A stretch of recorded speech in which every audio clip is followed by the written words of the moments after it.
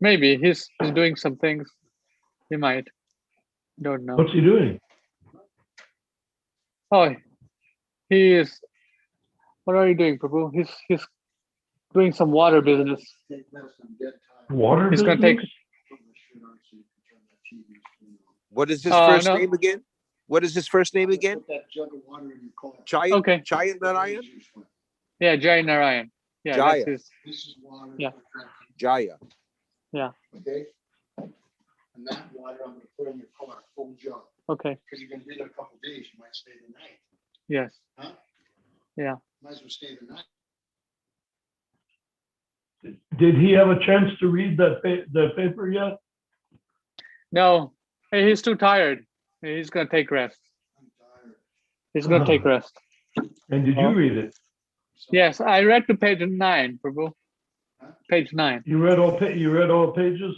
No, I read to page 9. Nine Well, pages. this is page 9. That was page 9 pages, right? No, it's 14 pages. Is it really? Yeah. Okay, so I'm sharing the screen now. Can everyone see it? But it will be very important for Joy Narayan to read this, because it should deal with all of the issues that he has. Here's the one. Okay. And the other jug. I He's put- one of my dearest friends from Okay, way back. Got it. this one here, Uh-huh. half gallon. The heat won't bother this.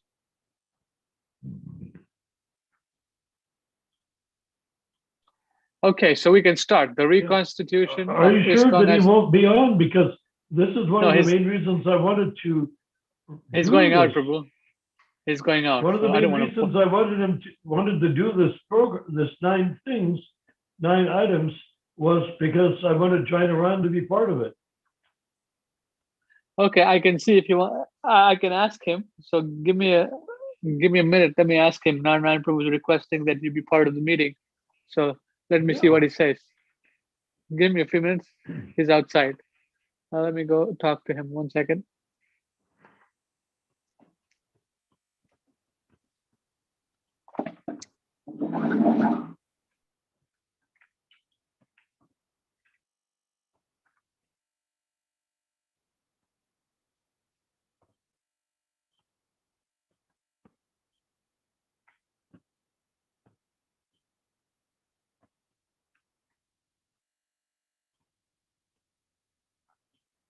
I'm dead.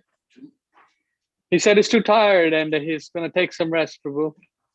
Oh, tell him to just take 10 minutes. He said to just take 10 minutes. he Okay. he said, okay, 10 minutes. Okay, you guys tell him he's one of my dearest and oldest friends. He's coming back. He's coming back. Jay Narayan Prabhu, come back. Okay. Yes, he said he's gonna come back. What's he doing? He just he got some spring water, some water, I guess, and he's putting that in his What? car. He got some water, spring water, Uh-huh. and Well, then let's wait for him, and when he comes in, we'll start. okay.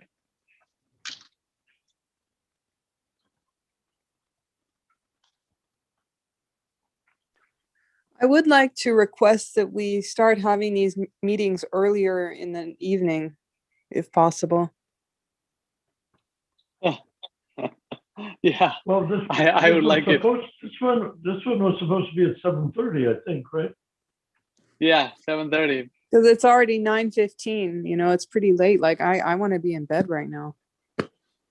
Yeah, that's the thing. The timing is a big issue for us, at least for me. How did it become 2 hours late? We got home probably, I don't know, 7 o'clock, I think. Then, Uh-huh. and then You after told that, me it'd be about 7:20 or something like that. yeah, 7:30, and then Yeah. we started discussing about the soul and stuff, and then Well, that the soul, assuming the soul's eternal, it's not going to go away anytime soon. yeah. So yeah, we'll try our best. Sometimes when I have guests here, it's difficult for me to Well, manage. China Ryan is a guest, which we are depending on to be on the Zoom call. Yeah, he's coming. So let's give him some. So I mean, if he started at 7:30, he wouldn't be wanting to sleep right now. Yeah, we were just getting home.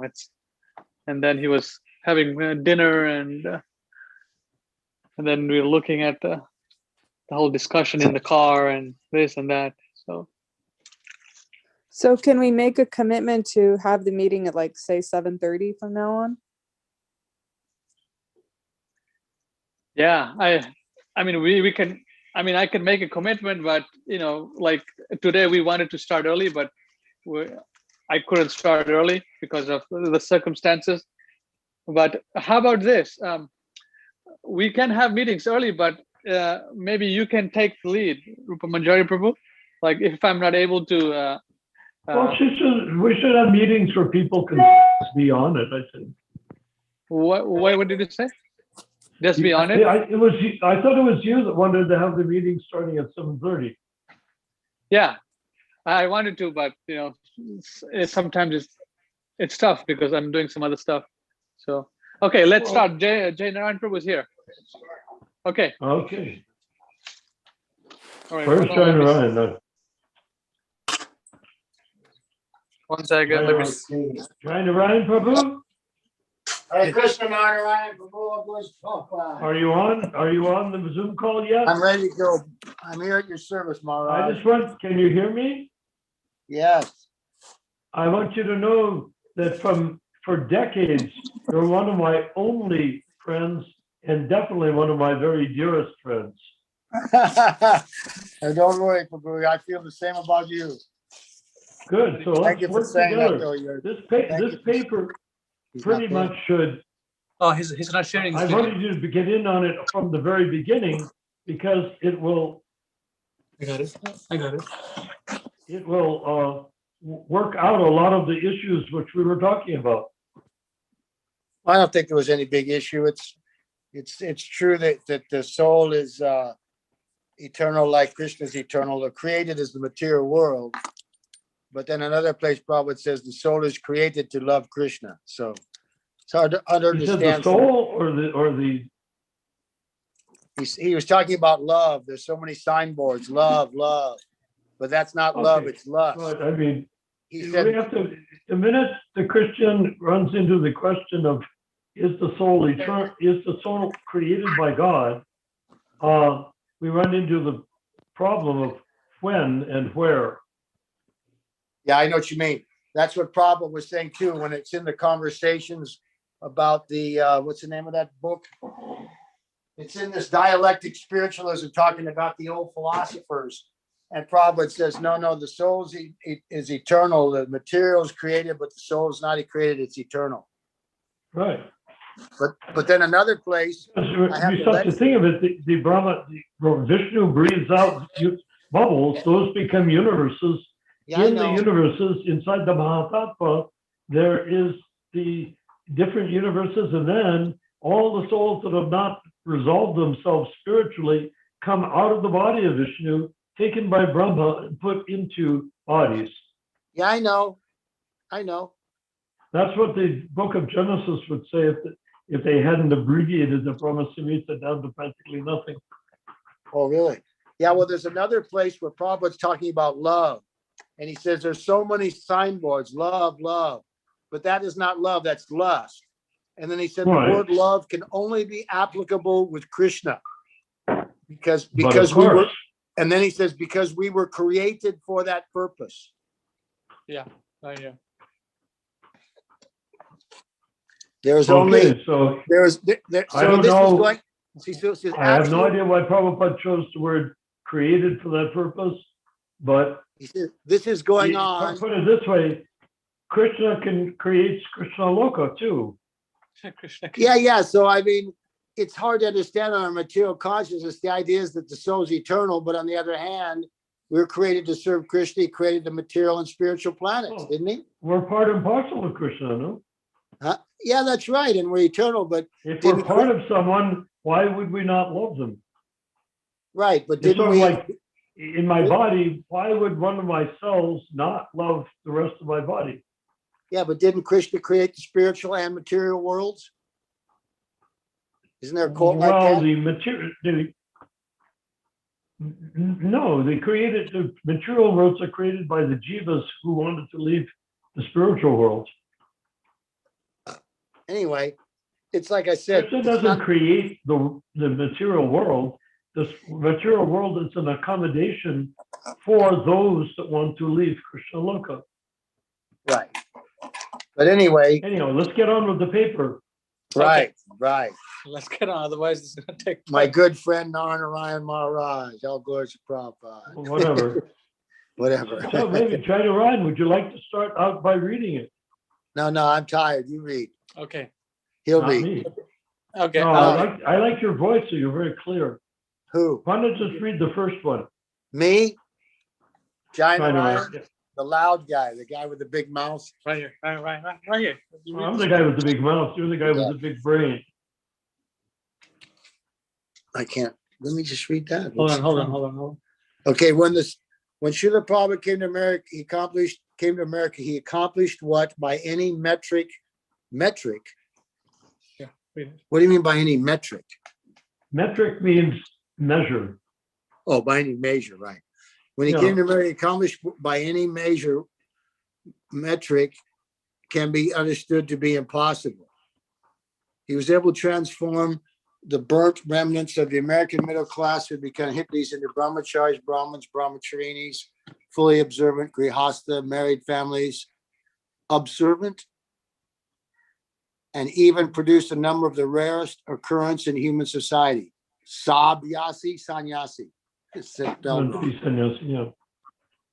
All this was begun and accomplished initially in the scant time of 4 years, 66 to 70.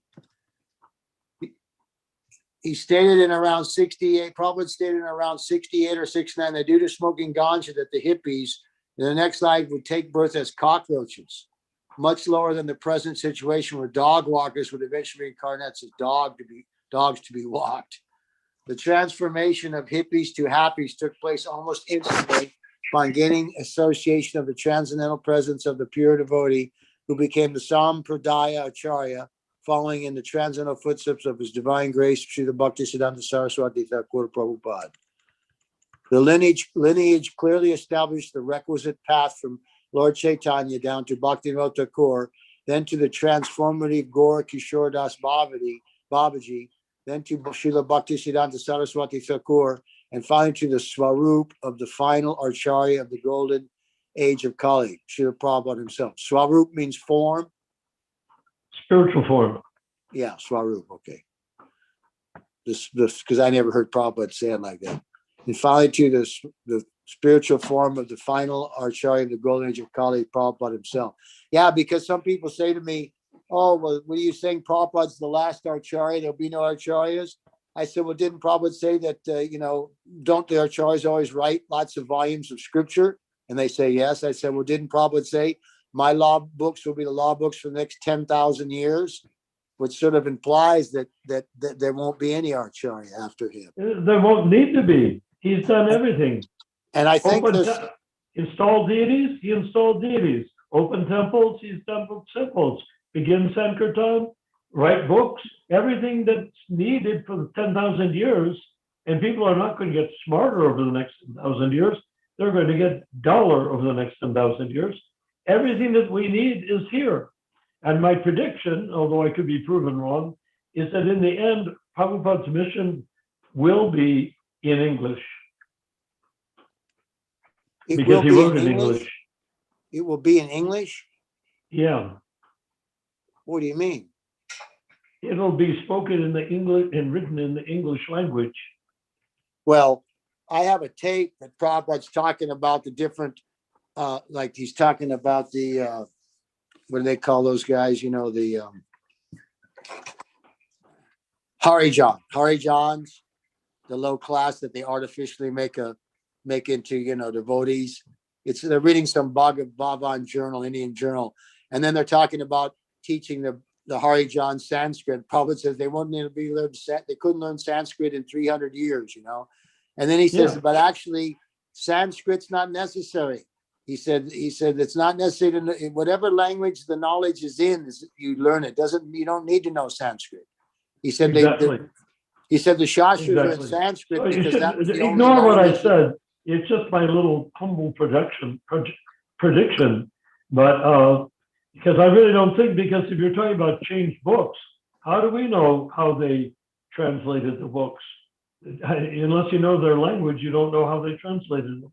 Well, I kind of believe that they're probably mostly bogus. Therefore, it will be in English. So let's keep going, keep reading. Because also, are they translating them from the pre-77 books? Or are they translating them from the post-77 change books? No way to know. Right. So can you keep reading? Okay. So Prabhupada said that if you smoke ganja, you'll take birth as a cockroach? Yes. Wow. I never heard that one. Well, when were you initiated? 71. Well, yeah, I heard Or maybe it was 68. 70. I wasn't even there. I wasn't at the ceremony. I found out I was initiated like 3 weeks later. The devotee came up to Santa Barbara and handed me the letter, said, "Oh, you're initiated." I didn't ask to be initiated. Oh, really? I never seen Prabhupada's Were you living at my mom's house? You're what? Were you living in my mother's house in Montecito? No. We had the temple in Santa Barbara on Victoria Street. We used to see your mother go by in her little But car. you know, the temple started out in Montecito, in my mother's house. Yeah, and then maybe so, but then they went to Isla Vista, right? Oh no. Well, that was later. They went to, I think they first went to Anapamu Street or something like that, maybe Victoria Street. Well, anyhow, let's keep reading. Victoria. Let's keep reading, because this is a task right in front of us, and you get to be the leader. A task? Task, T-A-S-K. Task.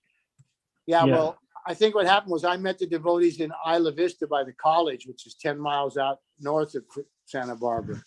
And then about a year passed before I joined, so they might have been at your mother's, and then they moved to Victoria, 613 East Victoria Street. Yeah. And then I joined there, Okay. and then like six or 8 months later, a devotee comes through and says, "I'd never physically seen Prabhupada's body right there or anything." And so the devotee came through and said, "Oh, here's your name, John Ryan, you're initiated, here's your beads." So I didn't even ask to be initiated. I wasn't at the ceremony. I'd never seen Prabhupada. So I tell people, does that mean I wasn't initiated? It's not too late to ask. Huh?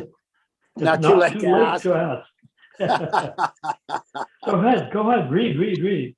So Appendix A will provide decisive considerations as to why the superbly erudite, spiritually strict son of a judicial magistrate would then be obliged to take initiation from a clearly contrarian Mahabhagavata, namely Gorkishore Das Babaji, which then obliged his clearly strict only disciple Bhaktisiddhanta Thakur to adopt and manifest contrarian behaviors that went against even purely strict Vaishnava code of behavior, and which gave him the mandate to send Srila Prabhupada to America in violation of every traditional Vaishnava code that has been meticulously preserved by the pure Vaishnava lineages for thousands of years. Well, I have a lecture that Prabhupada says it's a poem he's translating. He says, your education, nationality, tradition, your education, family, nationality, and tradition, these things will not help you. These are temporary things. So you're saying they violated tradition. So we don't go by tradition because time, place, and circumstance. Prabhupada doesn't go by tradition. None of us. Bhaktisiddhanta doesn't go by. But before that, they did go by. It's so strict. This tradition was so strict that if a person initiated, a Vaishnava initiated someone, and that person fell down, he would have to go to his godbrothers and throw himself on the ground weeping and beg them to forgive him. So that's how strict they were. Think how many of Prabhupada's disciples fell down. How many what? How many of Prabhupada's disciples fell down? Yeah, so the idea is that the pure devotee can change. Completely against the rules. Well, the pure devotee can change the rules for time, place, and circumstance, like Prabhupada put women on the altar. Yes, if you notice what I wrote there, I'm saying that was because of Gorkashore Das Babaji being a contrarian, meaning a person that does everything backwards or differently than expected. Bhaktisiddhanta did that also when he drove into Vrindavan in a British limousine with a chauffeur, where the sannyasi is obliged to walk into Vrindavan barefoot. Well, And I have he had a toilet, a high-class British toilet in his Ajahn Kutir in Radhakund, you know. Right. You may have seen it. Did you see it? It's made by the famous person who invented the toilet named Crapper. His name was Crapper. Right. So he had a high-class Crapper toilet in his Ajahn Kutir. Now, why would a pure devotee have a toilet next to his desk where he works on Sanskrit? Save time. Well, that's what the Panda said. He said he had bowel problems in his old age. Anyway. But I figured it out. Where did Kishore Das Babaji chant his japa? Oh, that's right. His guru chanted in the bad area so he wouldn't be bothered. He chanted in the latrines. Yeah, so they wouldn't be To bothered keep by people away from him. Right. So he was just probably. Bhaktisiddhanta honored him by putting in the most expensive imaginable British toilet in his Bhajan Kutir. That sounds right to me. That's a pretty good deduction, Narayana. I got a few of those. Keep reading. I don't like this. I generally don't like to. If you keep reading, you're going to get another deduction or two.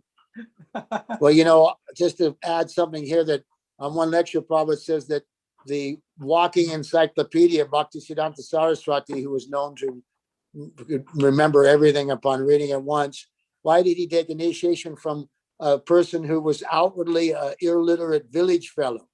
Gaurikishore Das Babaji. Who asked that question? Prabhupada saying on a lecture that he didn't say it like that. He said that Bhaktisiddhanta took initiation, the walking encyclopedia took initiation from a Gaurikishore Das Babaji. And Prabhupada said these words, who was outwardly an illiterate village fellow.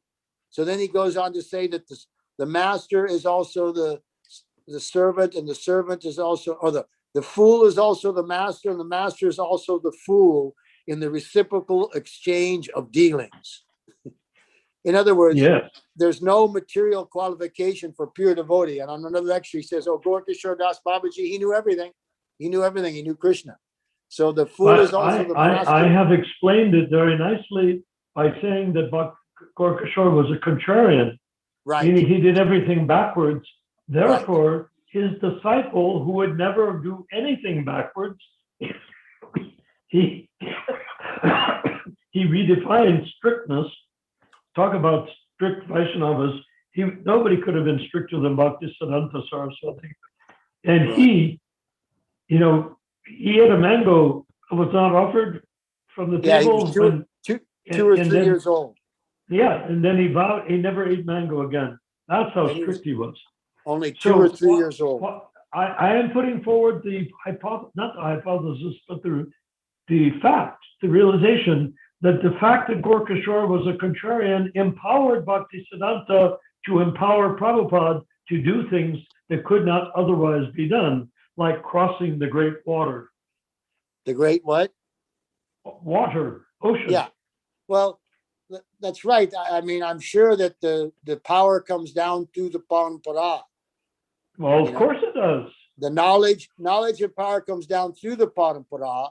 And when you offer bhoga to God, you offer it up through the parampara. The other direction goes Prabhupada, Bhaktisiddhanta, like that. It goes two ways. Up to Lord Balaram. Right. Okay. Yes. I'll continue reading. Keep going. Yeah. In short, this abruptly introduced Srila Prabhupada as the third and final iteration of contrarian acharya. And he became the final contrarian element to the Sampradaya. What's iteration mean? Iteration means utterance or example. Iteration means select example of. Oh, I see. You see, you're too educated for me. Well, you can blame my degree in English literature. There you go. Srila Prabhupada was able to transcend practically every standard that would have absolutely barred him from initiating disciples in India. He transcended every standard that would have absolutely barred him. And that is, e.g., initiating those who did not know their gotra, transforming beef eaters into Brahmins, initiating brahmacharinis, giving Gayatri to brahmacharinis, giving sannyasi to mlechas, allowing temple presidents or even temple commanders to act as officiating acharyas, which is Ritvik, by being allowed to perform Agnihotra fire sacrifices, to perform initiation, Shraddha ceremonies, Annaprashana ceremonies, weddings, etc. The only person who would call it Ritvik is followers of Tamal Krishna. Oh, really? Well, it's in the letter, July 9th letter, Ritvik. Yeah, written by Tamal Krishna, signed by Tamal Krishna, and co-signed by Prabhupada. There's a whole conversation around that. Well, you know, Prabhupada used the term officiating acharyas. Tamal said, is that the same as Ritvik? Prabhupada said yes, so Tamal then forced the word Ritvik. Yeah, that was in the May 29th or whatever thing. But there's also, if you look at the word, you Google the word Ritvik on PrabhupadaBooks.com, it's in like 12 different Bhagavatam verses in the Srimad Bhagavatam. And Ritvik means officiating priest. It's not what Tamal wanted it to be. He used it because he knew the devotees didn't know what it was. Right, but I'm just trying to get down to the definition of the word. That in the Ritvik is a common name in India, and in the Muslims call their children Ritvik also, how to honor them. Okay, but in the Bhagavatam, in the word for word translation, it's in the verse. The Bhagavatam verse has the word Ritvik in it. And in what does it say? And in the word for word translation, it either says qualified priest and one verse, and another verse it'll say Brahmana, which is the same thing. Same thing. Essentially, the clear definition of Ritvik is he's the qualified son of a certain type of Brahmin, very high-level Brahmin. But at the same time, you should think Prabhupada would have known that, wouldn't you? Yeah. Well, does it say yes? But does it say officiating Acharya in the July 9th letter? Prabhupada said officiating Acharya until Tamal forced him to use the word Ritvik. Yeah, but if that tape is accurate and not doctored, anyway, all you got to know is we worship Prabhupada. That's it's in a whole bunch of conversations. Yeah, it's right. There were a lot of people there, and a lot of people wrote their account to put up. Let's continue reading. Like the Gospels of Jesus. Keep going. Yeah. Okay. In essence, Srila Prabhupada as the contrarian deliverer of the human race, parentheses, as well as any and all other species, up to the end of the golden age of Kali, has become the final link in the Gaudiya Vaishnava Sampradaya up and until the advent of Lord Kalki, 417,000 years from the end of the golden age of Kali, or from now. Then you get down to number 2. When Prabhupada incorporated ISKCON in 1966, he set clear standards and parameters as to how ISKCON would fulfill the purpose of Lord Chaitanya's mission throughout the final segment of the golden age of Kali, approximately 9,640 more years. He ordered that each temple, I just was saying this to Ramachandra Prabhu today, he ordered that each ISKCON temple be independently incorporated by the person opening a new ISKCON chapter. And he stated that once open, it must remain, and the no incorporated temple could be subsequently closed. Okay, the standards for opening and maintaining, that's a refer to Appendix B, you're saying. Now, how to understand the significance of the direct order of the bona fide spiritual master. That's referred to Appendix C. Okay, number 4, the transformation of Malecha Kali Chelas into genuine observant Kanista Adhikars is a process that is both simple and sublime. Note, Srila Prabhupada actually planned to introduce all 3 Adhikars, but due to the determination of his initiates to disobey his transcendental intent, which is to train the neophyte Kanista Adhikars to perfect the initial stage of spiritual development by gradually renouncing the purified bodily concept of existence and moving towards a genuine renunciation by tentatively beginning the final renunciation of the bodily form of life by gradually progressing by Prabhupada's blessings and the direct guidance of Paramatma in the heart of the Kanista Adhikari to the lower edge of the beginning parameters of Madhyama Adhikari. Then the question in parentheses, what is the purpose and range of Kanista Adhikari? Refer to Appendix D. Number 5, Madhyama Adhikari begins where the platform of Kanista Adhikari can no longer apply. Kanista Adhikari is bound by the 4 regulated principles, which indicate that Kanista Adhikari has not become free from material desires. The Kanista Adhikari starts at the same beginning platform as the first initiates of Prabhupada. This means that a grossly sinful person immediately after moving into ISKCON temple begins by following the 4 regulated principles, taking baths, shaving his head, chanting on beads, eating, consuming only Bhagavad Prasadam, worshiping the temple deities in the mood of seva and of worshiping Vishnu, utilizing only Prabhupada melody kirtans, attending morning and evening classes, as well as street sankirtan, using Srila Prabhupada's melodies, Adi Tala, Madunga beats, Swami step, and Karta. Krishna's holy name. Everything was very orderly in those days. We chanted nice together and in step. Remember, I'm just making my own statement. Yeah. And that Swami stuff, if you look at it from the yoga point of view, when the way you exchange your arms and your legs back and forth, it isolates, emotion isolates the heart chakra. So that the heart, when you're chanting, the heart becomes unaware that it's being opened, and you dance back and forth like that, and suddenly you begin to feel experience from the heart.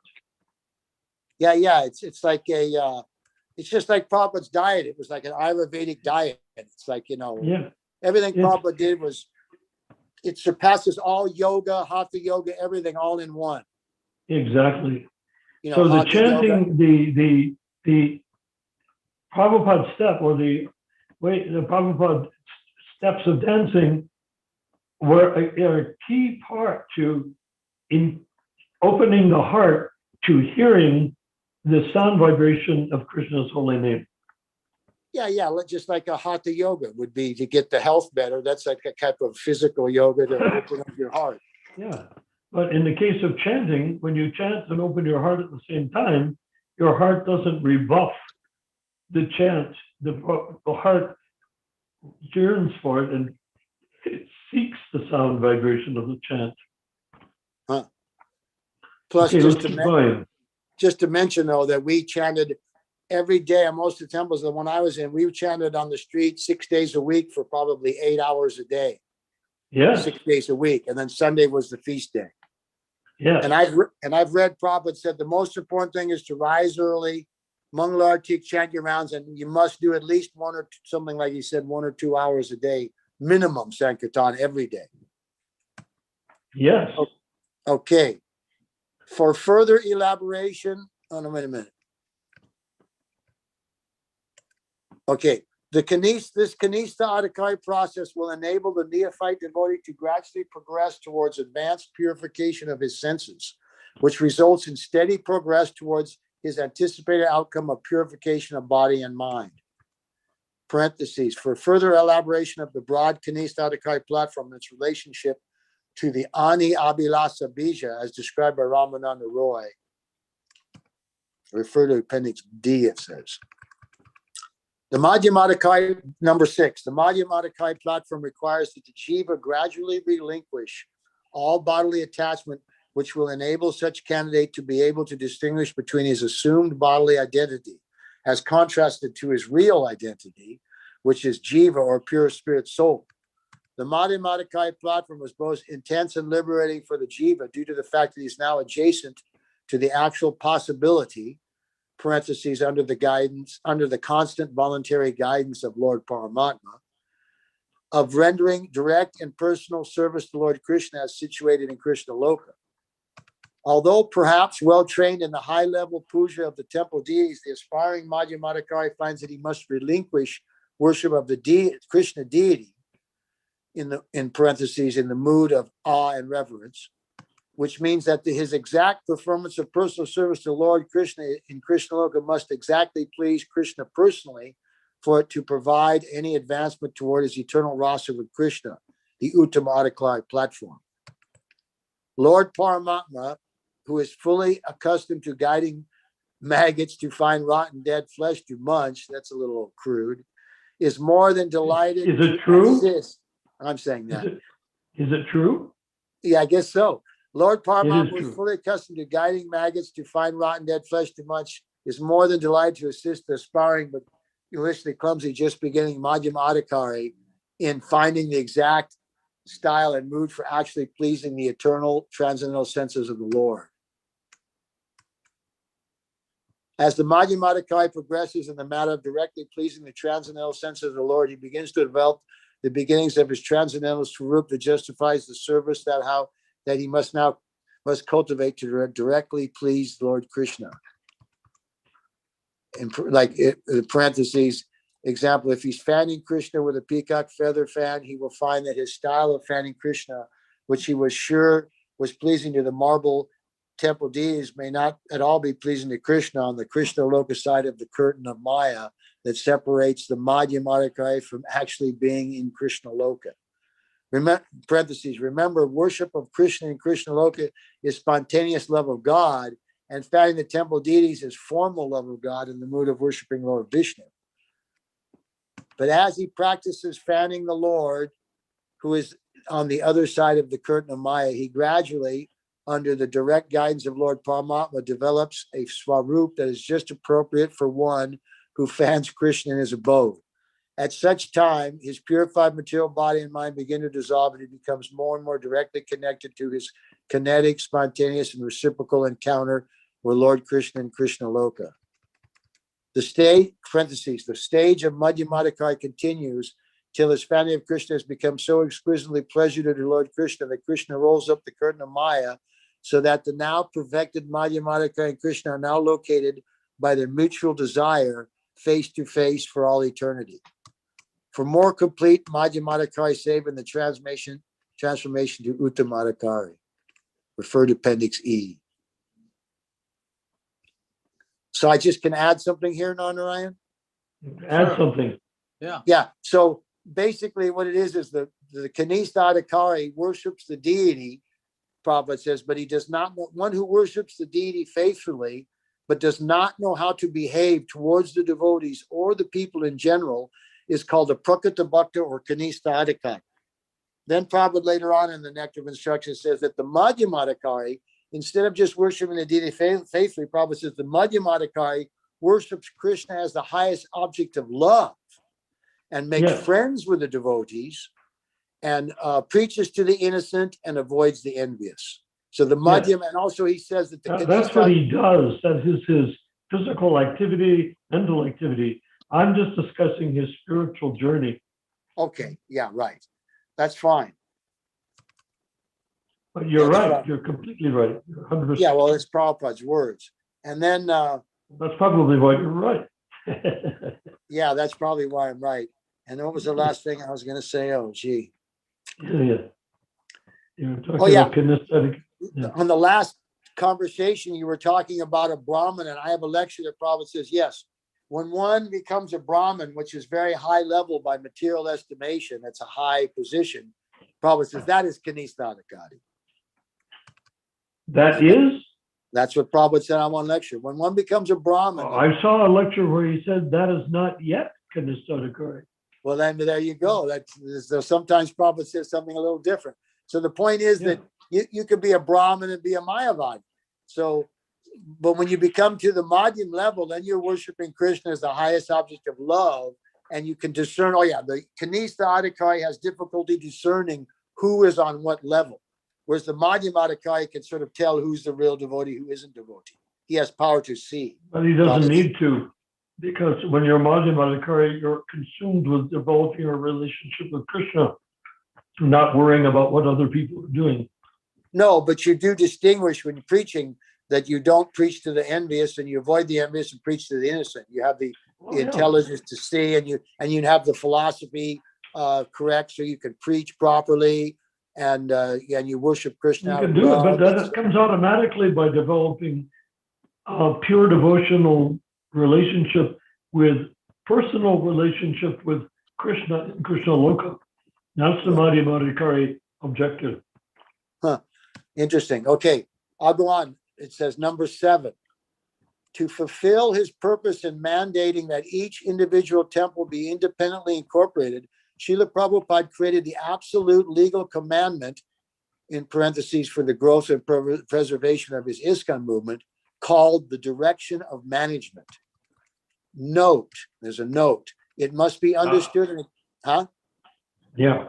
You say note. It must be understood and accepted that the words emanating from the lotus mouth of the Acharya are absolute, and Lord Krishna must be understood to be the actual source, creator, and author of any direct instruction proposed and signed by Srila Prabhupada, and that the relationship of the disciple to spiritual master, when both the Acharya and his directly initiated disciple signs a document, that the disciple cannot change his mind once he has put pen to paper. Simply put, direct disobedience to the written contract between the Acharya and his duly initiated disciple basically terminates the relationship of master to disciple. And in parentheses, you've written, just as a lieutenant on the battlefield given a direct written order by the general in the field is guilty of treason if he does not obey that order, and in most cases will be blindfolded, put against the wall, and shot by firing squad. You like that? Then you put note, let us acknowledge that there is no material battle resulting in the execution death of the traitor that comes within light years of the treason of disobedience of the order of the spiritual master by his initiated disciple. Wait a minute. When you say, let us acknowledge that there's no material battle resulting in the execution death of the traitor, I don't understand that.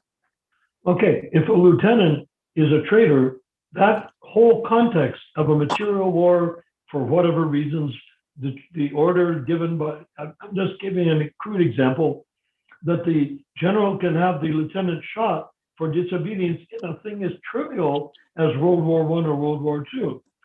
That is nothing compared to treason of disobedience of the order of the spiritual master. Oh, yeah, right. I'm trying to say that if the spiritual master is disobeyed by his disciple, it's light years beyond.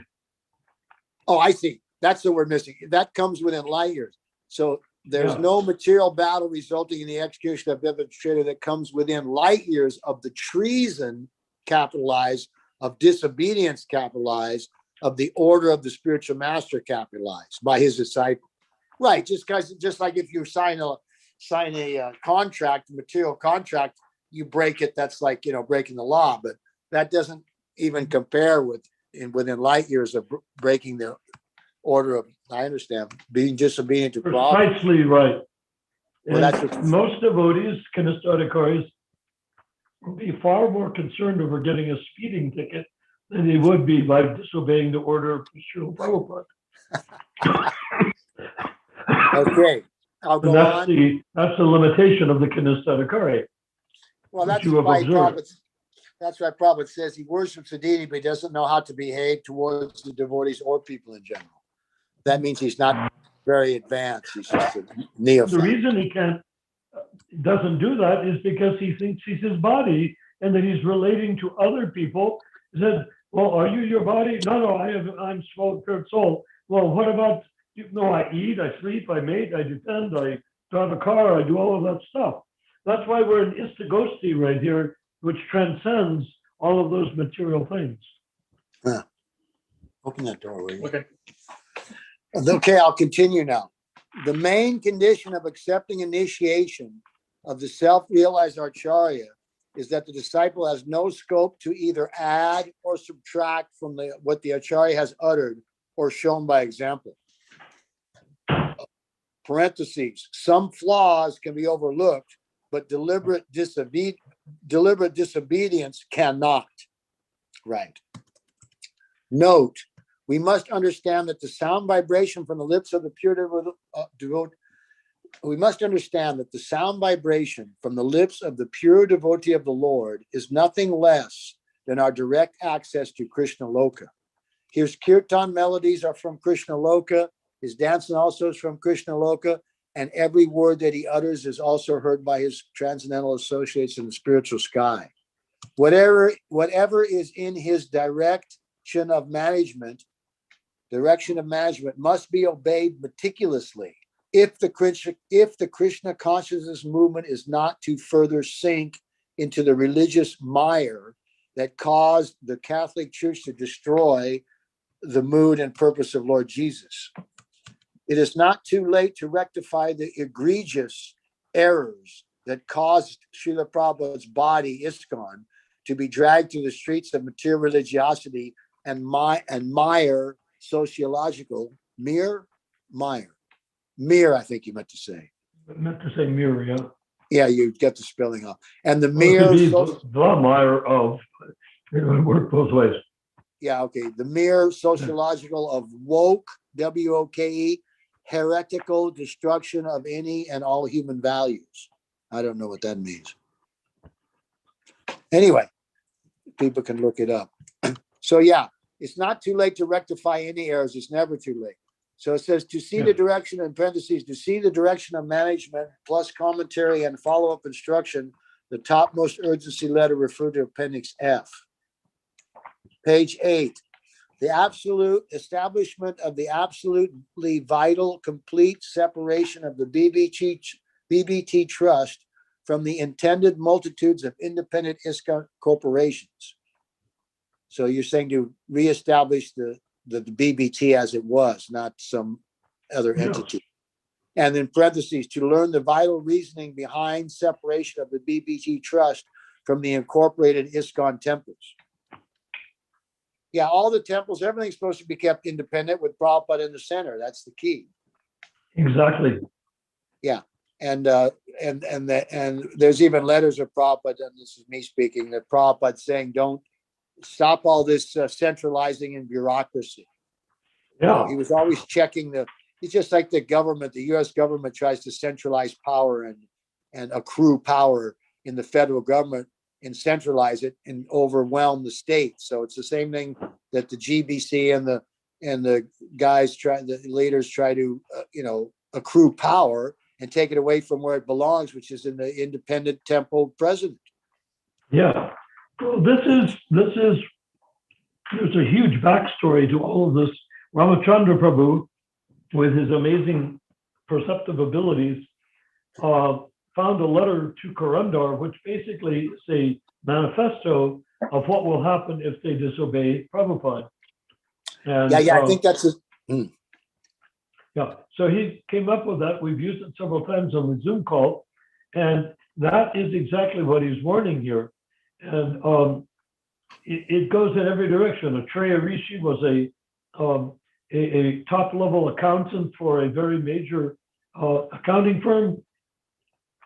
And he was advising, and other lawyers were advising, to create a corporate structure to centralize ISKCON.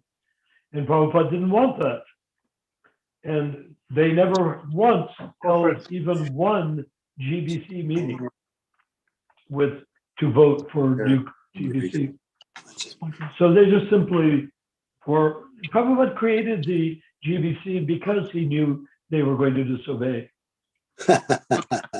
Well, I've heard Prabhupada say the GBC is not supposed to, they're supposed to just travel from temple to temple and enthuse the devotees, go on Harinam, make sure everything's running properly. They're not supposed to try to take over. They're not supposed to be the Gestapo or the king. They're supposed to be well, in that same letter you mentioned, I knew part of it, Prabhupada says that the leaders of ISKCON should be careful to engage the devotees in service, which is individual, spontaneous, and voluntary. Exactly. Which is a beautiful way of putting it, because we're all working voluntarily, no payment, no paycheck.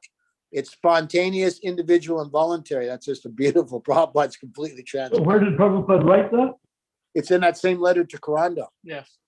Oh, And yes. I knew, and like you said, the Ramachandra Prabhu he's enterprising. Is that the right word? And I mentioned those words, and he pulled it up and knew what it was. I go, hey, Ramachandra, how do you know all this stuff? You've only been around 15 years or something. He goes, yeah, I read. I go, yeah, you read and remember, Ramachandra is an amazing phenomenon.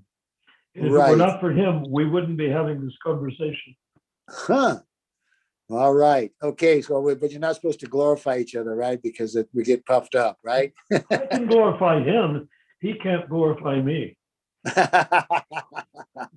Okay. Now I'll go on here. So it was vital, you said in number 8, to establish vital to absolutely vital for complete separation of the BBT trust from the intended multitudes of independent ISKCON corporations. Number 9, the process of using temple presidents, temple commanders, officiating acharyas, etc., from the early days of ISKCON movement up to Tamal Krishna, removing Srila Prabhupada's term officiating acharya and replacing it with the generic Hindu Muslim term Ritvik, on the advice of Narayan Maharaj, who has become a principal advisor to Tamal Krishna during the last days of Prabhupada's induced illness and just prior to Srila Prabhupada entering Samadhi.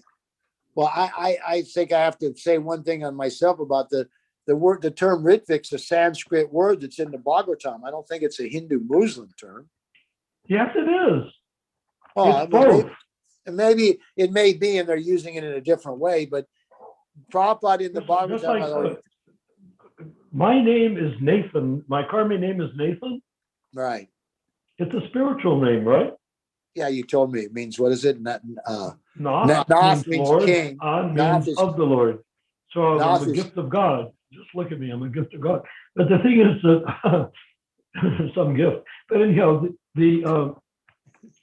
but that's Ritvik originated in the Sanskrit nomenclature as being the son of a certain type of Brahmin. I didn't know And that. then it came to be more generically accepted as a priest of some sort. Yeah, well, that's the definition word for word in the But Prabhupada's Bhagavatam. whatever it is, it's not what Tamal said it was. Well, in the Bhagavatam, Prabhupada says it's officiating. It's a qualified priest. In one of the verses, in the other verse it says Brahmana. There's like 12 verses that word is used in the Sanskrit. So why didn't he use that word? Why did Tamal force it on him? Well, no, he didn't force it. He asked Prabhupada. It's in the beginning of the May 29th, is it, conversation? Prabhupada said what to use. Tamal said, is that the same as Ritvik? And Prabhupada said yes, reluctantly. And then he said, then from that point on, Tamal insisted on using the word Ritvik, not officiating acharya.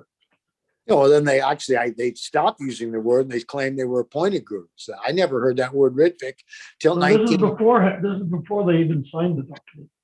Right. Well, the beginning of that conversation, I think it's Satsvarup asked Prabhupada, we want to know how initiations will be conducted, particularly at the time that you're no longer with us. Of course, this is in Satsvarup's book, so I don't know how accurate the word for word is. But then That's a Prabhupada says, recording. is it a recording? I'd like to hear that. And then Prabhupada I've heard the recording. Where he says, well, I will It's appoint pretty some of accurate. you.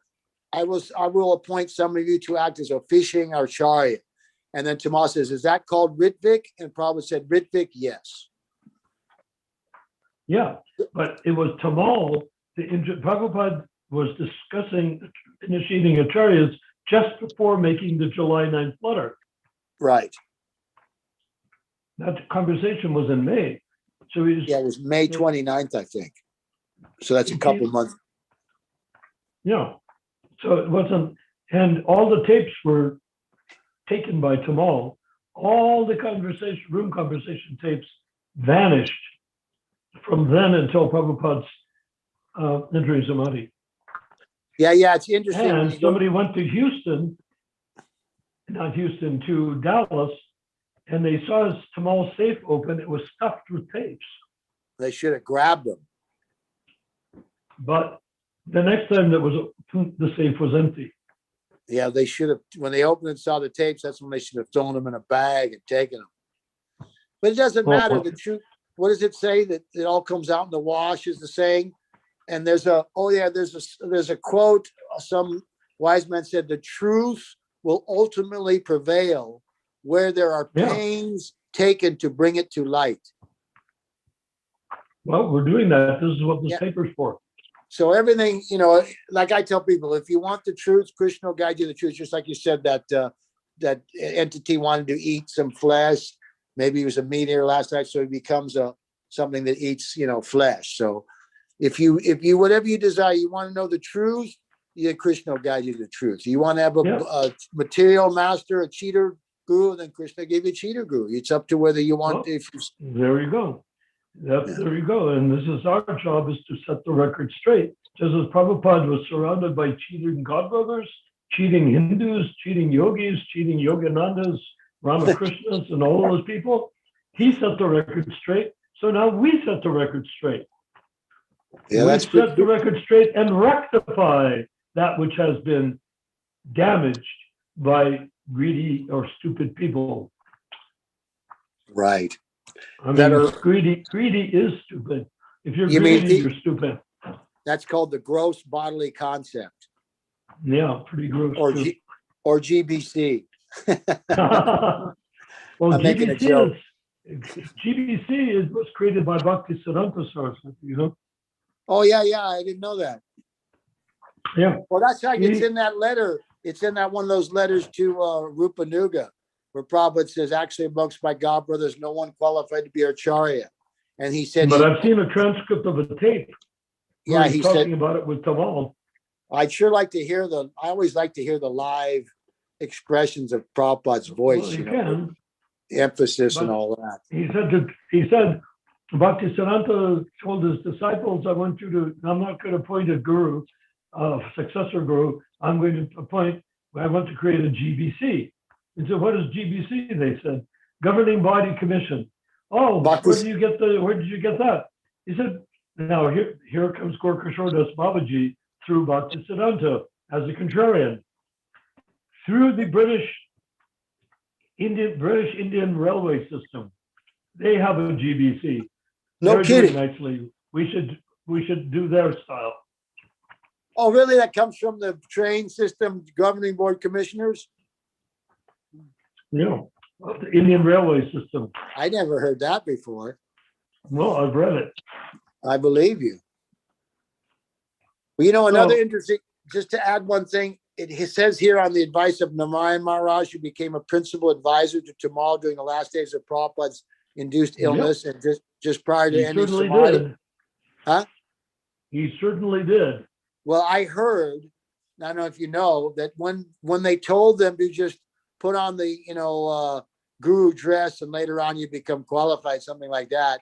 But then they told us, the GBC guys, the guru guys, don't do it in Prabhupada's temples because your godbrother, something that won't be proper for your godbrothers.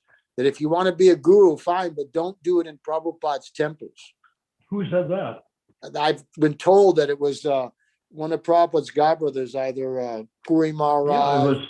Yeah, it was I think what's his name? Puri Maharaj, the younger one. Yeah, I think is he thin body? Yeah, the younger one.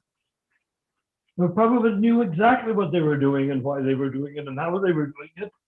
Just consider the 9 people that were selected. All of them were GBC members, unelected. Right. Well, you can elect. Several of them were homosexuals, practicing pedophiles and homosexuals. Yeah, and they were all plotting against him anyhow. They were poisoning him. He was being poisoned every day while he wrote the July 9th letter. Do we think that Prabhupada was stupid? No. Yeah, I know. Even if he wasn't stupid, let's just say, would we say that Prabhupada did not have any transcendental vision?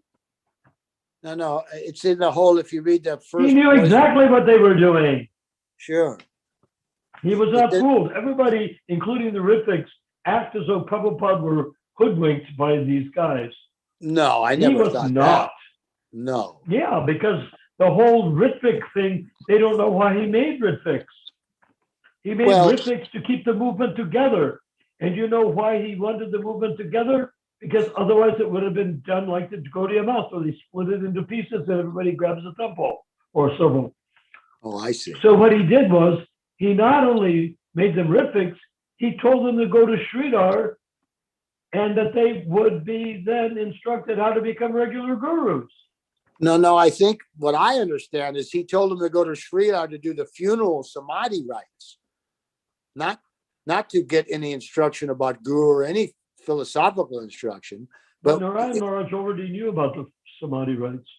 no, but what I mean is how to put Prabhupada in the proper samadhi with the salt in the body, and opposed to how to do the proper ceremony, Brahminical, prayers, whatever, for the passing of a pure devotee.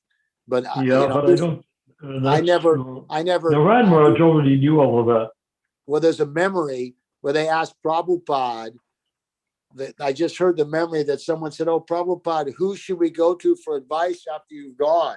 And as soon as they asked that question, everyone had the feeling that it was offensive. And then Prabhupada sort of, I think they said, looked down, and then he said, "My Guru Maharaj was no ordinary master. He pulled me out of the material world," or something like that. In other words, it's offensive to ask, who you're going. The pure devotee comes, gives you 50 volumes of books, thousands of lectures, tapes, movements, temples, deities, and you're going to ask who you go to for advice. It's not very good question. So no, but spiritual Prabhupada advice sent comes them from, to Sridhar for the specific reason that Sridhar had already destroyed the Gaudiya Math by electing or appointing Ananta Vasudev, who was a homosexual. So why would he tell him to go to Sridhar to get misdirected? Because he knew that he would do what was needed, telling them how to become regular gurus. Well, that's another, I don't know how accurate that word is. There's no such thing. It's 100% accurate. You don't think Prabhupada wanted them to become bogus gurus? What's a regular guru? I mean, there's either anyone. The regular guru means successor acharya to Prabhupada, not a Ritik. Do you think that Prabhupada for 5 seconds thought that they were interested in becoming Ritiks? Well, my idea is that regular guru means someone who teaches, please read Prabhupada's book, preaches, repeats what Prabhupada says. Well, no, that's not how I meant it. Regular guru normally means, when most people talk about it, regular guru means the official acharya guru, not just somebody like a Ritik. Well, guru means pure devotee. Then there's instructing guru, and then there's the person who first told you about Prabhupada and Krishna. Don't you think those 11 knew what the qualification of a bona fide guru is? Well, yeah, sure. I mean, it's, Sure. And Prabhupada obviously did. Right. So why would he send them to Sridhar? I don't know. I don't even know if that's really what he did. I have the transcript. But he told him to go to Sridhar for what reason? How to become regular guru? Yeah, because by becoming regular gurus, it kept the movement together. Oh, I see. I got you. In other words, it's like you're playing a game of chess. He didn't want to see the movement destroyed, so he sent them to become regular gurus. And look, lo and behold, it worked. So in other words, they're like a fat hen smothering the chicks. It's like you're playing chess with a bunch of underhanded people. You have to be a little underhanded yourself. Bingo. That's how Yudhisthira lost Draupadi, because what was Vasuki was the one that was underhanded, and Yudhisthira, being Dharmaraj, couldn't be. Sakuni. Huh? It was Sakuni. Who? Sakuni. Sakuni, yeah. So what happened? What did I say? I don't know. Tell me the thing again. Sakuni. I didn't hear it. Sakuni was what? Yudhisthira? No. He was the guru, worked with the gurus to cheat. He gambled chess. Oh, yeah. He was the guru. He was their guru. He cheated. He gambled with Yudhisthira. Yudhisthira lost the chess game because Sakuni cheated. Right, and they lost. He just Yudhisthira. Why didn't Yudhisthira cheat? He wasn't stupid. Why didn't he cheat? Well, I don't know. Dharma personified. Yes, he's Yamaraj. Yeah, right. That's all those. He couldn't cheat. When they were exiled into the forest, he studied chess backwards and forwards, so that if he ever ran into a Sakuni situation ever again, he would win. Rightly. Is that in the Mahabharata? Yeah. Interesting. Okay. So we Anyhow. finished that the Prabhupada's, that the principal advisor, we finished the part about. Okay, good. I have 3 pages, 3 days of transcripts of the gurus convincing Sridhar that Prabhupada wanted to be regular gurus, which Sridhar didn't believe was true. Oh, well, But whatever. they convinced him, showing how spiritually advanced Sridhar actually was.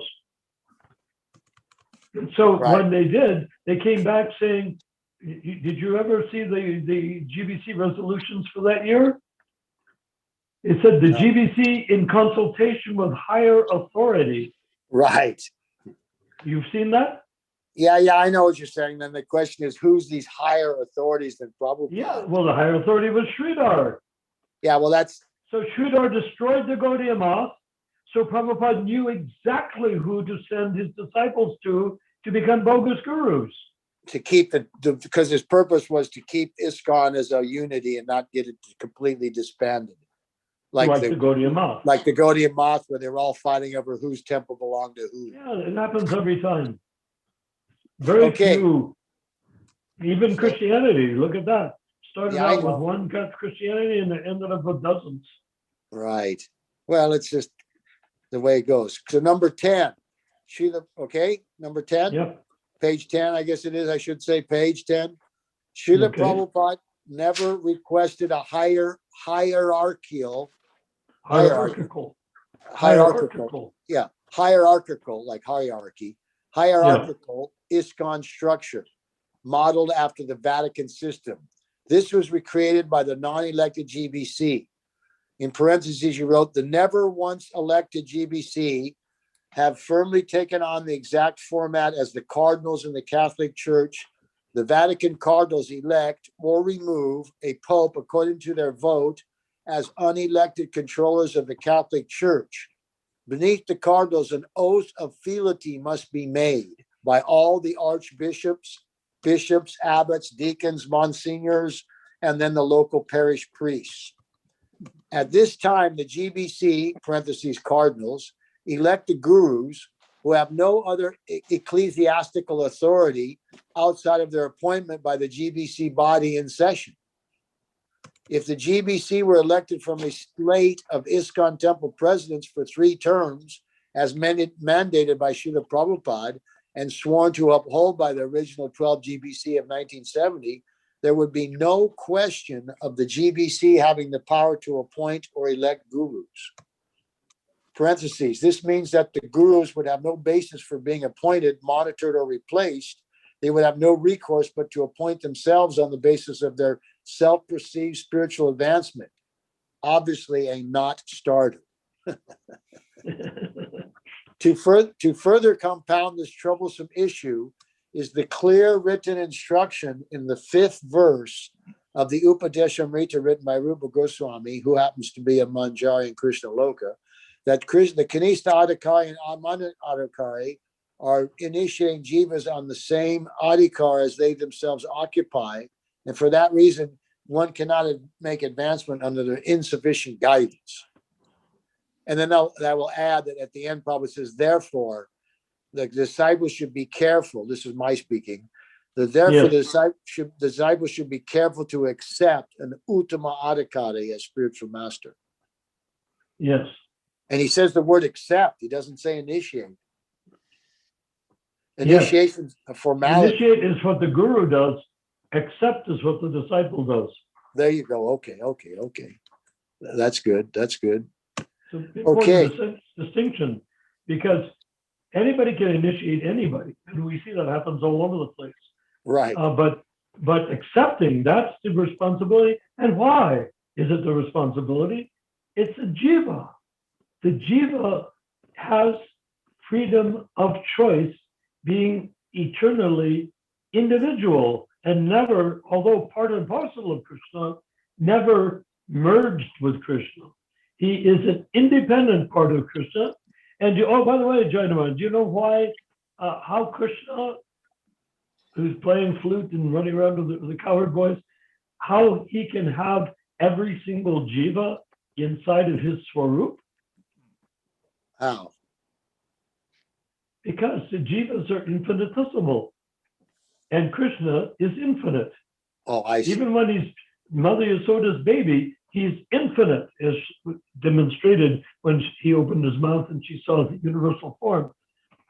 So the Krishna is infinite, even if he's a baby, and the jiva, even if he's as big as Ravana, is infinitesimal.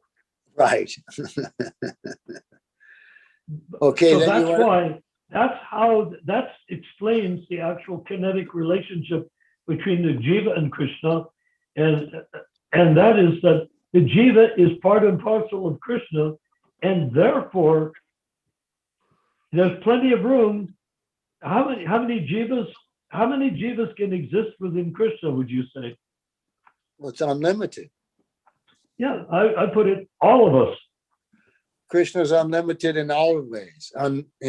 Yeah, every single one of us is included, even the germs, the ants, the whatever. And that's only in one part of the world, which is one planet in the universe.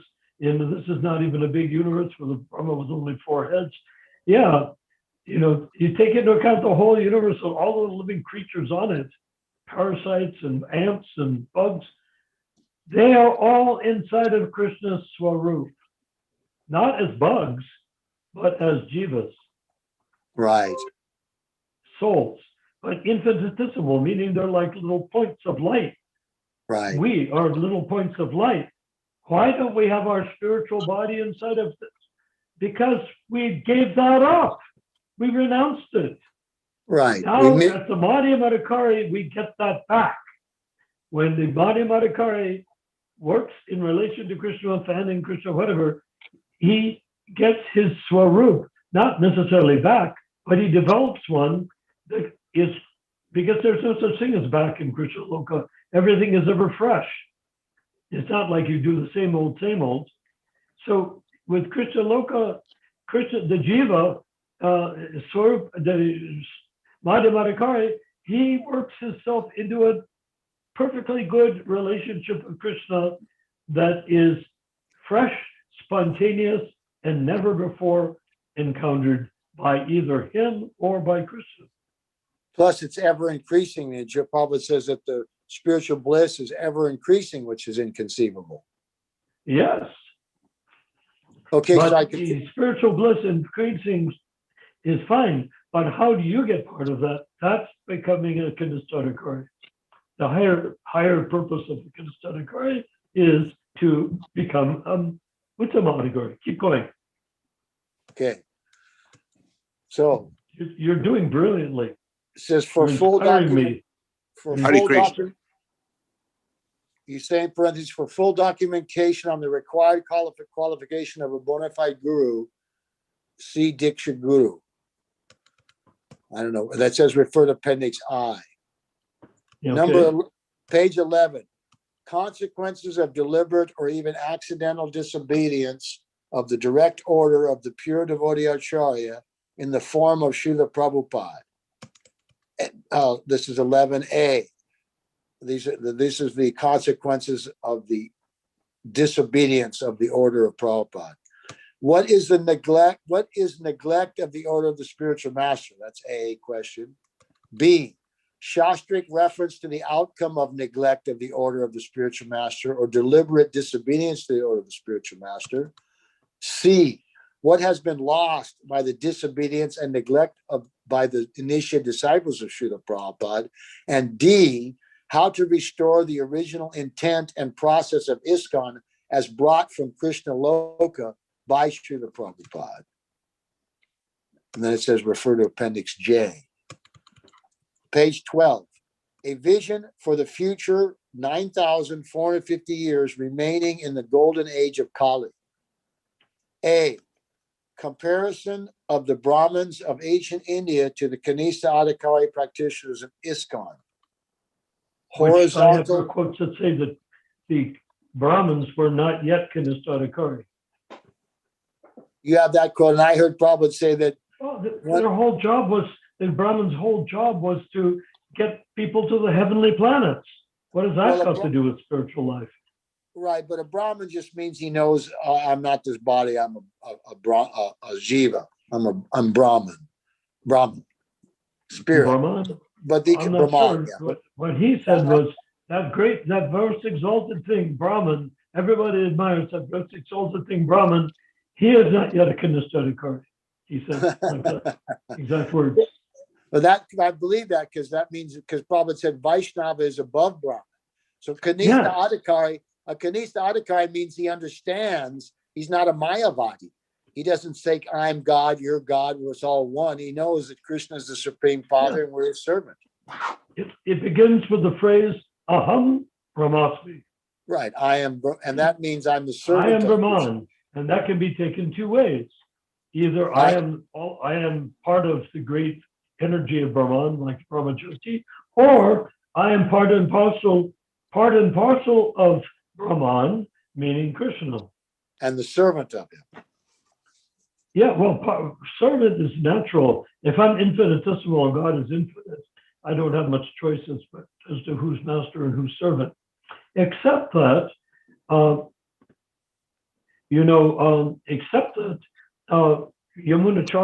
Yamunacharya said, and people are worshiping Vishnu, the universal form, and he goes into a whole panoply of deities and that you can worship. He said they are worshiping God as God is great. But he said, but I, for my part, says Yamunacharya, I worship Nanda Maharaj because he is so powerful that he can make the Supreme Personality of Godhead, the controller of the entire existence, crawl in the dust of his courtyard as a baby. How do you like that? How do you like that one? I don't know if I followed you. Okay, Nanda Maharaj is more powerful than any of the forms of Vishnu or all the things they worship, because he can make Krishna, the baby, Krishna, crawl in the dust of his courtyard. Right. Like as a baby. Well, That's his, but what is his power? It's love. right. Well, that's also in the purport where Parikit Maharaj comes upon the Dharma, the bull, and asks him who has done this. And then later on, he says, I will punish anyone who's done this, whether they're demigods or what.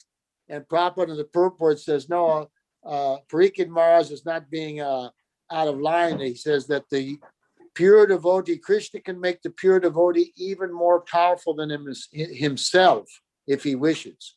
Like, to give an example, Lord Chaitanya, Krishna himself, preached throughout India, and Prabhupada preached throughout the world. Yes. Interesting point. I get the distinction in your point. It's a very excellent, elegant point. But the thing about Dharma, because in that whole Bhagavatam description, it stated that he didn't do anything to Dharma because to the Shudra beating the bull, Dharma, he didn't do anything to them because it's Kali Yuga. Also, the man surrendered. He has a right to do that in Kali Yuga. You can't take that away from him. But you remember what he did do? He cursed the beater of the bull Dharma to go, and he could be in charge of Las Vegas. Yeah, well, he also, the reason he didn't kill him is because Dharma surrendered. You know why I say Las Vegas? You joke. Well, because that's the gold and that's where they break the four regulative principles right there. Yeah, you're in gold. But the other reason that he didn't kill Kali in the form of the king, he was dressed like a king, is because he surrendered to Parikit. He fell down and surrendered, and so the duty of the Parikit as merciful king could not kill anyone who surrendered. Well, that wouldn't have worked too well with oh my God, what's the name of that incarnation? Law incarnation. Manu. It wouldn't have worked very well with Manu. I don't know. Well, because Manu, in the court of Manu, a miscreant would come into the court crying out loudly, I have done such and such, punish me. I have done such and such, punish me. And that's how he would approach Manu. I don't know that story. Anyway, Yeah. there's a lot of subtle things that these things will become more clear as we get more purified. When you want to know the full Exactly. truth, when you Well, become let's a not pure, worry about anything complicated. If it isn't right out there in the open where you can see it and deal with it, we're not supposed to do anything about it. right? We don't have Okay. to go for secret things or sneaky things or anything like that. Is that Are you there? um, Hello? hello? Yeah, you sound like you're breaking up. Okay, I'm going to keep going. Breaking up is hard to do. Yeah. Okay. Now I know you're from the 60s. Okay. Okay. So it says here,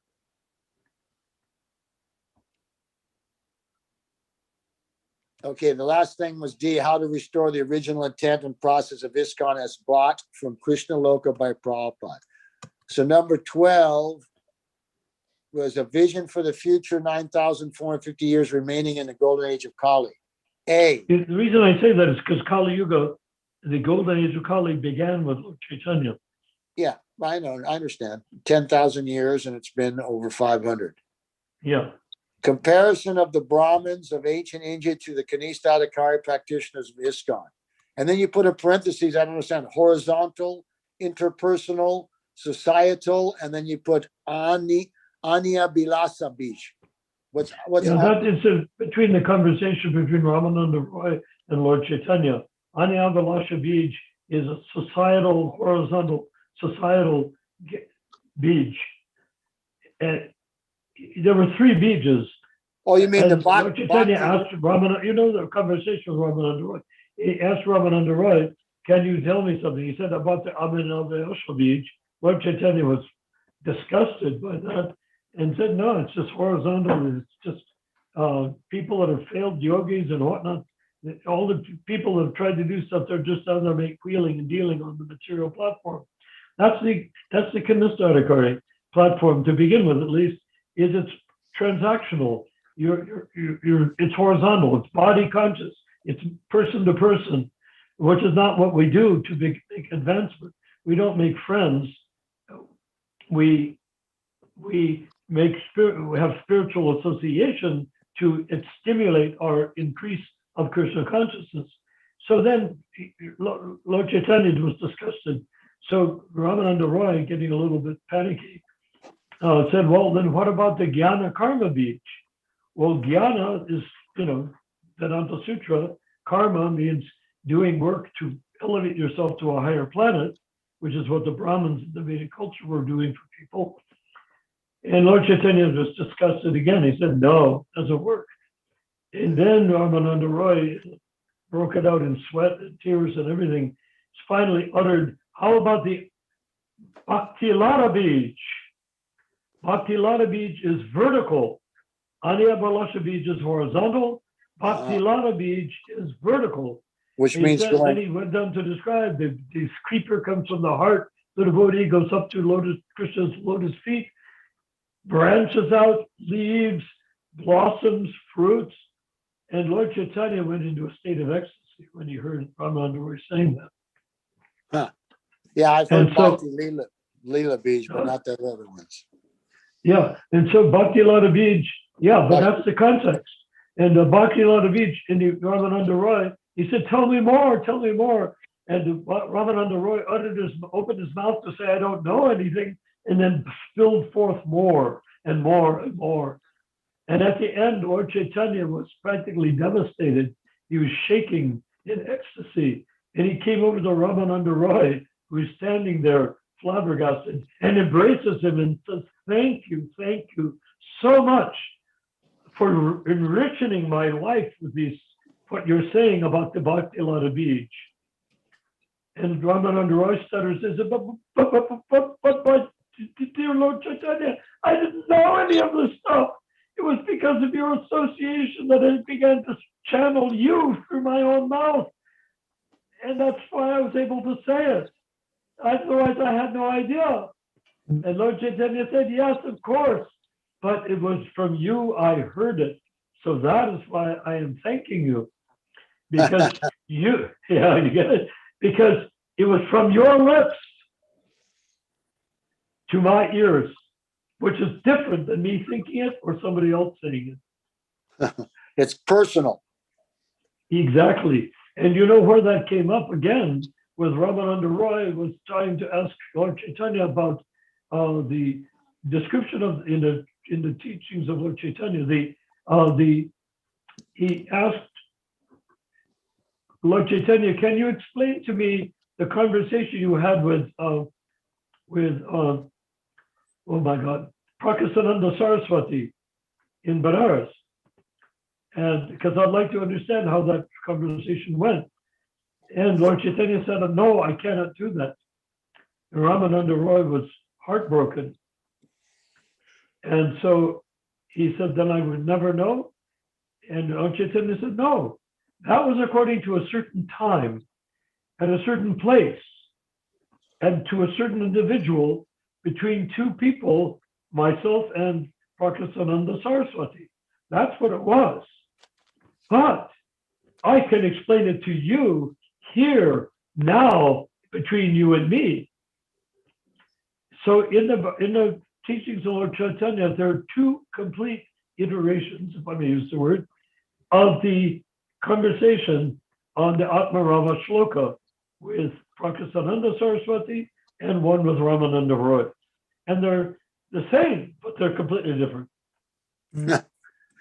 Okay. You see? Thanks like for that? Yeah, thank you for clarifying all that. I don't know those stories. Yeah, Okay, well, so it's fair.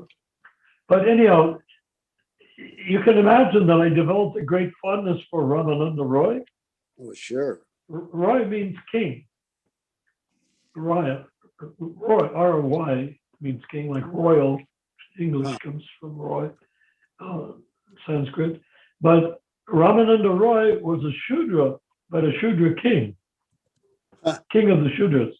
Just as Nanda Maharaj was a Vaishya, but king of the Vaishyas. King of the Vaishya cow protectors. Yeah. Okay. Yeah, he was in charge of he was the king in charge of the cows, milk production. And then when they went to visit Kamsa, he came with endless number of ox carts loaded with milk products. Okay. And whatnot. So I'm So going to anyhow, continue. did we complete this? Thank you for doing this. It meant a great deal to me. So you want me to keep going and finish, or you want to call it? No, finish. keep going. It's only two How more much pages. more is there? There isn't much more, is there? There's only a couple pages more. I'll just continue reading. Keep going. So the vision remaining in the golden age of Kali was first to comparison of the Brahmins of ancient India to the Kanisa Adhikari practitioners of ISKCON, and B was how many births will it reasonably take to go from the entry level of Kanisa Adhikari to the entry level of Madhyama Adhikari, and C, how many births will it take to develop and perfect the Madhyama Adhikari platform, parentheses, the journey between Madhyama Adhikari and the final perfected eternal Uttama Adhikari platform in Krishna Loka. And parentheses, you put vertical, individually, 100%, self-expressed, fully transcendental Uttama Adhikari, Bhakti Lata Viruja. So that was what you just explained. Horizontal means you're staying in the material world. Vertical means you're going back to Krishna Loka. Yep.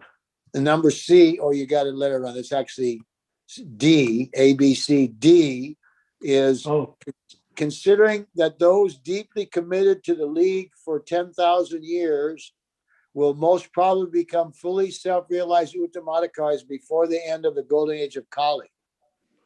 Those who are deeply committed, I'll repeat that, considering that those deeply committed to the League for 10,000 years will most probably become fully realized Uttamadikaris before the end of the golden age of Kali, will such Uttamadikaris choose to remain on planet Earth to fulfill the obligation of their debt to Lord Chaitanya for having delivered them via his transcendental sound vibration, passed down by specific succession via the Sampradaya Acharya, ending with Srila Prabhupada.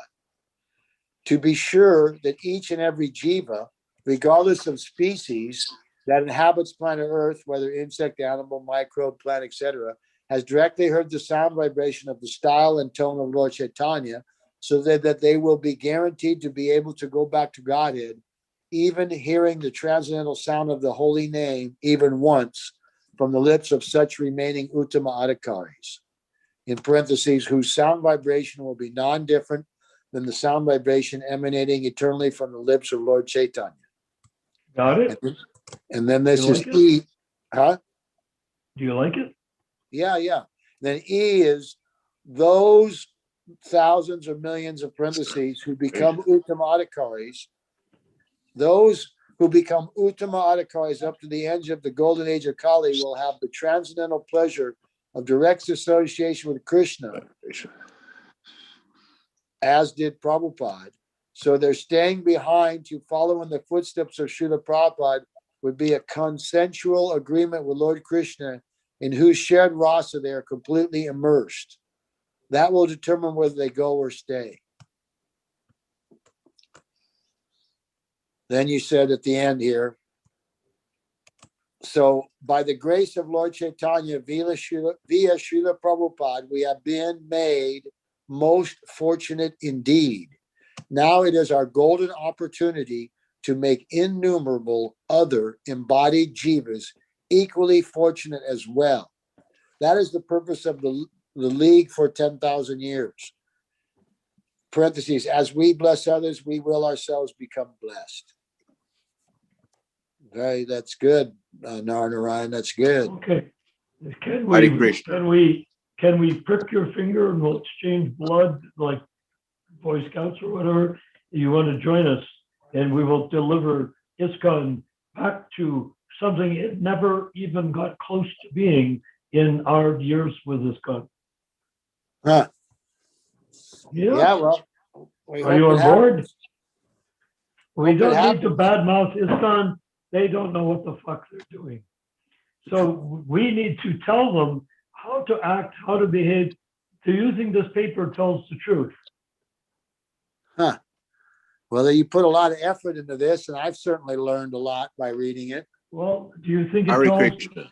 does it produce Hey, a solution Bo, that, if followed, will work? it's all work. No, will it work if they follow this prototype? Well, everything will work if you follow Prabhupada's instructions on everything. No, I'm talking about this paper showing people how to follow Prabhupada's instructions. Well, I don't know how do I know the result? It depends on their sincerity. If they're sincere, they'll understand. If they're not, they No. remain. Prabhupada didn't depend on the sincerity of his disciples. We depended on the perfection of his instruction. Okay, well, but we So accepted how can this be improved to become potent enough to transform the hearts of people? One thing I'd like to explain, and that is my observation is all the devotees that are hanging out in the temples right now are hanging out in the temples right now. In their hearts, they're freaked out, they're disappointed, they're scared. They don't know what's going to happen at the moment of death. What's going to happen? What? At the moment of death. Oh, yeah, right. Yeah, I'm wondering about that myself. Well, what's going to happen at the moment of death for you? I don't know, but I hope I can do something more than I already have done before I die. You just read an entire Junior Woodchuck, what's it called? Junior Woodchuck handbook on how, for the Huey, Dewey, and Louie, the total looks at nephews, and a Junior Woodchuck handbook. Anytime you need to know something, you open it up and it tells you how to do it. So I want this paper to end up being the paper. Okay, do you know what I'm aiming at? I'm aiming at ISKCON Kanista initiators who know damn well they're just fuddling around, who have accepted crap to deliver, who hope that the Krishna is more powerful than the evil going on. And I want them to read this, accept it, discuss it privately with us, and talk privately to their fellow dissatisfied initiators, as well as sharing with people like GBC.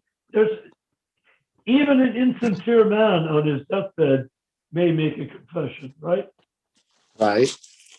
Okay, that's what we're looking for.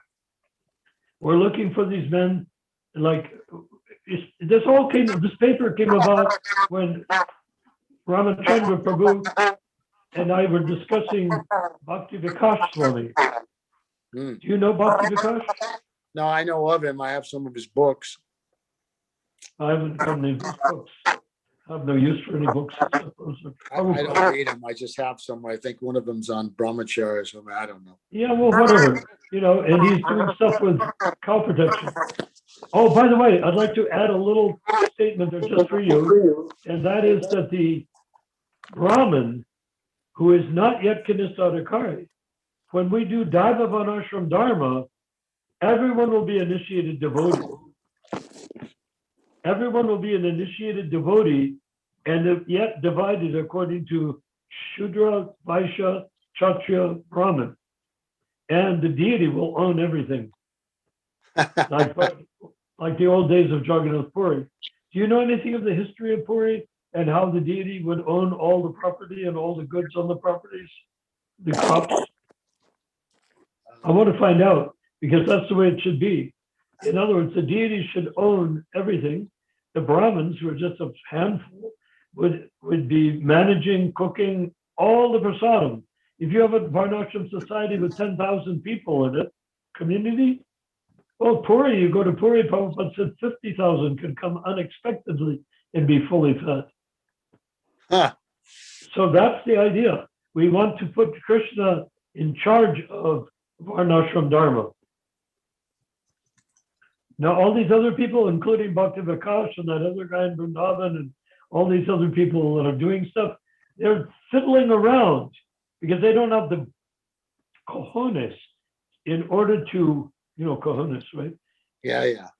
Okay, they don't have them. Enough to divide the society according to Shudras, Vaishyas, Kshatriyas, and Brahmins. But the thing is, how many people really want to be Brahmins? Nobody. You just think it's a prestigious thing, but if you're a Brahmin, you're busy dressing the deity and doing the pujas and cooking and stuff like that. I mean, who wants to do that when you could be out plowing a field? Well, everybody or has you could to be work. there guarding the border, sharpening your sword just in case some jerk in the post-apocalyptic world we're rapidly approaching comes up on a Harley Davidson with a bow and arrow or a horse with a machine gun and wants to break in and rape your cows and barbecue your women. Oh no, Well, it goes the other way around. But on the other hand, though, So you remember this? You'll like this, I think. You know when Prabhupada said that there will become a time when we'll ask, you chant Hare Krishna? No, and then you shoot them. Yeah, blam, blam. I'd like to hear that. I've seen that transcript. I would like to hear the lecture. Okay. And then he says, what do you think, Madhavisa? Huh? And Madhavisa's kind of in shock. Yes. Madhavisa wasn't initiated yet. What? It was somebody else. Oh, maybe it was somebody else. But Do you know who Jadurati? It was in Boston. Did you know what Jadurati said? What? Well, Prabhupada, can I do that? Can I shoot them? I haven't seen her. Jadurati. I'd like to I hear. with Jadurati one-on-one for 5 years. And I lived to tell the tale. But anyhow, so she said, can I do that? And Prabhupada looked at her and smiled and said, no, you leave that to your godbrothers. Well, that's a good But one. I figured out what he meant and why he said it. Was that on a lecture you have? I heard it. I heard it from people that heard him say it when he was in Boston in 1968. Okay. But I don't think I've read it, but I've heard it. No, that's okay. That's early days. If you've heard it, then it's real. So I haven't heard it yet. I haven't heard it. But you've encountered it, but you've heard it before about it. Okay. Right. So let me give you a little quick scenario. You have this 10,000 acre place and you have did you ever see the movies, Mad Max movies? Yeah, a little bit of it. But I mean, you don't have to see much, just a couple of frames. It's Right. all about people in a post-apocalyptic world driving weird vehicles, burying canned food under the sand and stuff like that, trying to survive It's about where we're, apocalypse. it's about where, Post-apocalyptic. it looks like it's coming to be that pretty soon in the near future. Bingo. I mean, I could tell you for 2 hours exactly what's coming down the pike. Unfortunately, I have the perception to be able to see things like that. But the thing is that, never mind, I didn't say that. So the thing is that, I did say it, but the thing is that here's these guys, post-apocalyptic, they're hungry, they're looking for somewhere to rape and pillage, Right. and they come on this fat little community that's, nobody has a stove in their house, They all go up to the temple to take prasad. 10,000 people, that's nothing. Not even a fraction of LA Rath Yatra. They go up and take a prasadam, come back and do work in the fields or polish armor or build things. Because the Vaishyas and the Shudras are going to be largely interchangeable. The Vaishyas are the brains of cow culture and agriculture, horticulture, and the Shudras provide the labor. So whether it's a Vaishya pushing the plow or a Shudra pushing the plow, doesn't matter. The fact is the Vaishya has to be sure the bull or the ox pulling the plow is a good breed of ox. That's his job. The Shudra can hold onto the handles as it turns over the dirt. And then the Vaishya can look at the result and see if the bull is the right sort of bull. That's neither here nor there. So anyhow, here you have a situation, and these bad guys, Mad Max and Thunderdome guys, come up to the periphery of your commune, Varnashram place, owned by Lord Jagannath.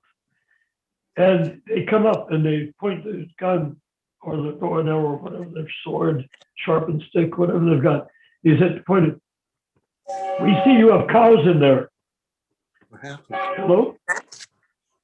I don't know. We see that you have cows in there. Yes. We want to go in and eat your cow, kill your cows and roast them and rape your women. Are you there, Jainora? Yeah. Something happened, but I'm Okay. here. Okay, you're here. So, So I like seeing your face when you talk, because I'm a personalist. it's So the thing is personal. that, yeah. So what happens is that they come up there and the Kshatriyas are armed and dangerous, and with whatever they have, whether it's guns or whether it's bows and arrows, it doesn't matter. They're dangerous. Plus, they have Krishna on their side. Right. And they say to the guy, "Well, before you go in and start slaughtering the cows or slaughtering the women and raping the cows, are you hungry?" And the guy says, "Hungry? I'm so hungry. I haven't eaten in 3 days. I'm looking everywhere for something to eat. That's why I want to kill your cow." He said, "But you came at the right time." "What do you mean?" "We're about to have lunch." "You're about to have lunch?" "Yes, we'd like to join us for lunch." "Yes." "Well, sit down then." They give him a leaf plate or whatever and pile on nice prasadam cooked in cow ghee, with grains grown on the land and beans grown on the land, onions and everything. And the man's eating. He says, "Oh my God, I haven't eaten in 3 days. I've been desperate. I love this. This is wonderful." And they said, "Well, do you really like it? And look around. Do you like the way we're living? It's not quite as desperate as what you're used to, I think." "Oh, I love the way you're living. It's like dying and going to heaven. It's beautiful." "Oh, okay. Would you like to join us?" "Join you? What do you mean?" I said, "Would you like to become part of our community?" "Well, what would I do?" "Well, you got a machine gun, don't you? You could help guard the border from people like you." He said, "Sure." And then he sits there completely blissed out, because transcendental sound vibration has entered into his consciousness. And then he says, oh, I'm so sorry, I can't do it. I can't do it. He said, why not? I have a wife and 3 children. I can't just leave them. He said, no, bring them. Well, where will they stay? Well, everything belongs to Krishna here, to Lord Jagannath. We'll build you a cottage that you can stay in that will belong to Lord Jagannath. Well, how much do I have to pay rent? Nothing. Why? Because you'll be doing service and you'll be rewarded by taking food and shelter from the community, from the Brahmins. He said, really? Is this possible? He said, yes. Prabhupada called this transcendental communism, spiritual communism, right? You've heard that? Yes. Everybody hates that. But said, why did he say spiritual communism? Well, I found out that Marx, Engels, and Hegel read the Ramayana. No kidding. Yeah, that's what I've read that. I don't know if it's true. But anyway, I like to think it's true. It might as well be true because do you know what the principle of communism is? The formula for communism is? Well, they say everything belongs to the state. We say everything belongs to Krishna. That's what they said. Everything belongs to the state means socialism, not communism. Oh, okay. And communism has never emerged anywhere. Because, let me tell you, in Hebrew, the equivalent of what I'm about to say is tikkun olam. Tikkun olam is the 8th level of Jewish charity, which means after you've given charity to people, helped them out, done it anonymously, gone through a whole bunch of processes of creating a charitable human society, in the end, do you know what tikkun olam means? Perfects human society to the degree that charity is no longer required. Ah, Everybody has enough without right. charity. Not the rich give to the poor, but everyone has enough. Right. So do you know what Karl Marx may have gotten that from Ramaja, or he may have gotten it from the Hebrew tikkun olam. But do you know what communism is based? Do you want to hear? It's glorious. From each according to his ability, to each according to his need. Right. From each according to what he can do with his skills, to each whatever he needs. That means if a Vaishya doesn't have money, he has graves. If he's got 2 children, he has a smaller house and fewer things to own than the Shudra that might have 10 kids. Right. Because the Shudra has a bigger need and his whole family is working day and night for serving Krishna, as is the Kshatriya, as is the Brahmin, as is the Vaishya. So what's spiritual communism? That's it. That's what Prabhupada called spiritual communism. Oh, so From each according to his ability, to each according to his need. Varnashram Dharma, he said the type of Varnashram Dharma is spiritual communism. But nobody could figure it out. All these people hate communism. Devotees hate communism. They love money and hate communism. So they couldn't even imagine Vaishyas without money. well, So what that happens? The whole- Vaishyas grow all the crops, they produce all the milk products, take it up to the temple.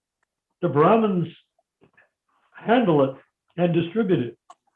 well, the reason they hate communism is it's all the propaganda that the communists are told to hate the capitalists are told to hate the communists. That way they're keeping everybody in fear so they can control them. Yes, exactly. And we're not being controlled by communists. We're being controlled by people who tell us to hate communists. Right. So I'm saying so, and they're told to hate the capitalists. So we have, instead of learning to love Krishna, it's all hate and fear. If the Americans gave up hating communism and said, we want to get along with you guys, you're just like us, you eat, sleep, mate, and defend, hey, what's the difference? The communists would probably join with us. Well, there's a tape by the John Birch Society that says actually the word capitalist, of course, came from Marx. It's not a Western. We're supposed to be the free enterprise system. But the Well, capitalist means you take cash and you invest it and make money off your cash, not off your work. Yeah, right. But all the different systems, whatever you call them, socialism, capitalism, they all have capital. There's Well, capital. yeah, capital means accumulated wealth, Yeah, like a bank has. capital or wealth means the ability to produce. Capital means the means It of means having the money to buy stuff to produce with. well, the means of production is the word. The means of production, when you have Varna Shrama Dharma, the earth gives you, Mother Earth gives you everything, means of production. You don't need money. Exactly. But we don't need to get too deeply into it. I just wanted to leave you with that wonderful statement of We should yeah, I didn't finish the story, unfortunately. Then turn the page. There is another guy comes up on his motorcycle with a machine gun and says, I want to give me your cows, give me your women. We're going to kill you all and enjoy until it's all gone. And he said, oh, that's interesting. Why? Are you hungry? Yeah, I haven't eaten in a long time, but I don't care. I see a cow, I'm going to kill it and roast it. He said, oh, you want to do that? Okay, so, but we're just about to eat lunch. Same story. We're about to eat lunch. Would you like to join us? He said, what do you got there? Well, look at this. And it's beautiful subgies and eggplants and whatnot, beautiful dishes. Is there meat? No, we don't eat meat, but it's delicious. There's no meat? Okay, what about some booze? I could use a drink of ale or some vodka. No, we don't drink either. What's wrong with you guys? He said, look, I don't think so. Well, will you chant Hare Krishna? No! That's the guy you kill. That explains. And if John Ronnie's still alive, I'll give her a gun and she can shoot the first shot. Well, one place I'll add, and then we'll finish is Prabhupada said there's two ways of killing. One, you can kill the body, the other is to kill the ignorance. So your paper is meant to kill the ignorance in the ISKCON movement. Yes. Do you like the paper? Yeah. I just need to go through and what's the word? Not edit, but proofread. I need some spelling check. I need some spelling. Remember, that's just the major topics. And that whole sheet that you read could be the spelling errors, but the sheet you wrote has possibly could be a little elaborated here and there, but mainly everything will be in the appendix, which I haven't written yet. There's a whole bunch of appendixes. Yeah, but they're going to be like the whole direction of management is going to be in an appendix with an explanation of the direction of management. So the appendix is like that's 13 pages or something. The whole paper, when completed, will probably be a couple of hundred pages. No, I don't think you want to make it too long. Keep it short, simple. No, you don't have to read the whole thing. Just refer to it. Like an appendix, you don't read the whole appendix every time you read a book. What you do with an appendix is you refer to it. He said such and such. That the Kanisadakari gives up the Kanisadakari to become an Uttamadakari, and this is how he does it. I don't know. Then you go to the appendix. Yeah, reference it, right. References. I mean, an appendix. An appendix is like a footnote on steroids. Right. You mean reference. reference. The back of the book, it could be 20 pages long. Okay, Maharaj, it's 11 o'clock. I'm going to give it to Ramachandra Prabhu, and we'll see you soon. But did you enjoy yourself? Yes, very good. I want to thank you humbly from the depths of my so-called heart. That gooey thing full of blood and whatever. I want to thank you so much for reading it and for your wisdom realization. You're one of the most self-realized people I know in ISKCON. Hare Krishna. I used to say that. So now is the time to abandon any negativity towards ISKCON and go in and give this paper to like Bhakti Vikash and others and have them read it and have it with your help and with Ramachandra's work and Mahaprabhu's work. We want to make it flawless. So when they read it, there's only one thing they can say when they get through to the end. He said, holy shit, there is something we can do about ISKCON. Well, I hope it's just all success, Prabhu. And I'll Not hope. There will be success. There will be success. Who's Do laughing? you make that your vow? Do you vow to make success? Oh, I see. That's a Mahaprabhu, is it? That is Mahatma Mahaprabhu. You've He's been a listening. saint. You've been listening patiently all this time, Mahaprabhu. Fantastic discussion. Where do I you love live? it. Where do you live? In San Dimas, California. Well, San Dimas, down by San Diego. More closer to Pomona. Oh, I know Pomona. Okay, when I come down to Los Angeles, Narnarayan has your phone number and everything, of course. Okay, we'll have a He nice never answers the vegetarian phone. lunch. I'll come and see you when I come down there soon. Sounds great.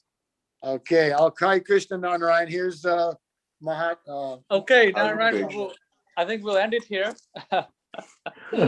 We had a late Okay. start, but a good start. It's your fault that you started late, but we got through everything that I wanted to get through with the personalities that I wanted to get through it with. All right. Jai. Do you think we've made some key transformational incremental progress forward?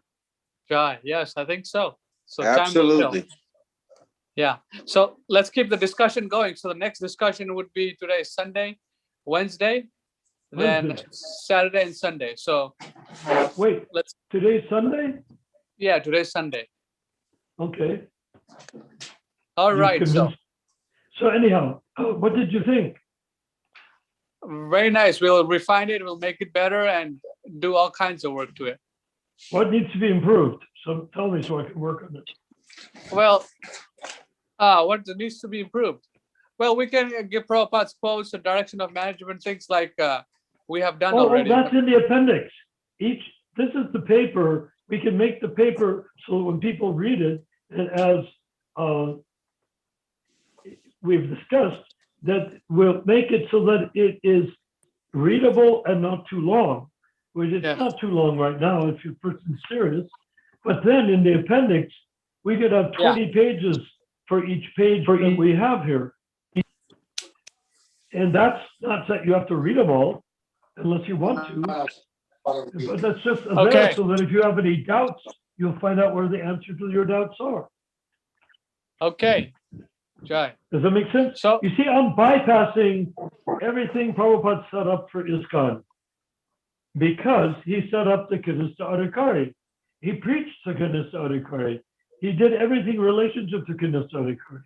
By moving towards Madhyam Adhikari, it makes all the stuff he did that they rejected make sense now. GBC elected for 3 years, BBT separate from the ISKCON. All of those things are being put into perspective. Otherwise, people could say, "Oh, I changed his mind, da da da da da da da," and can do whatever suits their bloody bodies and corrupted minds. No, we have to get through because they were sincere. Nobody's in ISKCON who doesn't have any sincerity. You know what happened in New York in 1971, when I was there, 70, 71. let's make it fast. Let's make it fast. Yeah, we'll make it fast. Prabhu. There were 4 FBI agents in the Brooklyn Temple. They were shaved up. They were going to the morning program. They were chanting Hare Krishna. And guess what? You tell us. They could find nothing. They could find no flaw. Okay, great. So that's what we want to do with the ISKCON members. Say all the people that are clinging to their power and their GBC and their guru and their position and the whatever they've got, their money, let them read this and say, there is no flaw. This is like Moses coming with the 10 Commandments. There is no flaw. You see? That's not that there. And that I need all of us. Istagosthi means we will make it flawless, okay? All right. Haribol. Hare Krishna. Peace.